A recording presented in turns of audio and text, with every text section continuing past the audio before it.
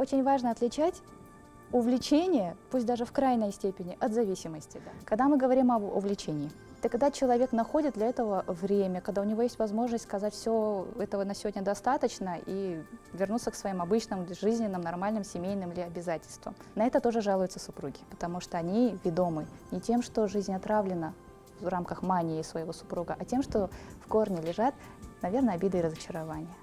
Когда, допустим, супруга ожидает, что муж с ней будет после работы разделять домашние хлопоты, а вместо этого муж звонит и говорит, я поехал с друзьями играть в бильярд, она обижена, потому что муж ей не помогает. Здесь что я могла бы посоветовать? Научитесь говорить со своим супругом на понятном ему языке и скажите, чего вы хотите.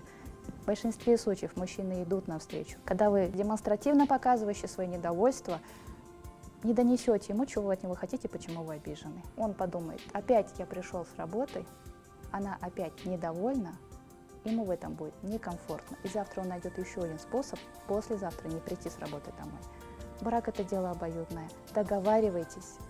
Зависимость, когда человек уже настолько порабощен своей манией, себе стоп сказать не может, не чувствует, сколько времени он на это тратит, возможностей, здоровья, средств, когда он не слышит увещевания вокруг окружающих, что это невозможно, это нездорово, это нам мешает. Здесь нужно задуматься именно уже о профессиональной помощи. В большинстве своем эти вещи должны лечиться уже с медикаментозной коррекцией. Достоверно знать, какой метод лечения, какой метод подхода, профилактики ли оптимален каждому конкретному человеку с той или иной зависимости, вам скажет специалист.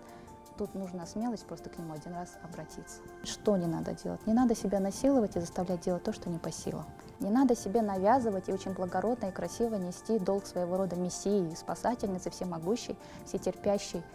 Наверное, здесь нужно просто быть честной, что я жена этого человека, несущая равноценные с ним обязанности перед нашей семьей и детьми, если они таковые есть, и я трезво должна оценивать свои возможности, что я могу для него сделать и насколько на самом деле я могу на него влиять. И вот эта грань, она определит, что делать дальше.